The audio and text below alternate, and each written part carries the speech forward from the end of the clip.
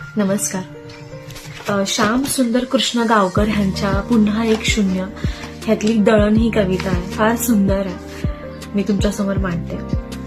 काही वळणं अशी असतात ती वळून गेल्यावर मागे वळता येत नाही.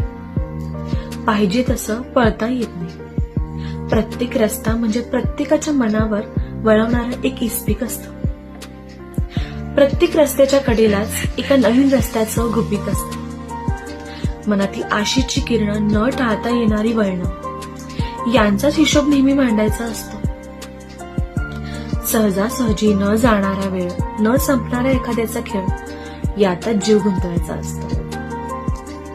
वळणं शेवटी वळणं असतं जीवनाच्या अखेरपर्यंत. सुखदुःखाचं दळण असतं.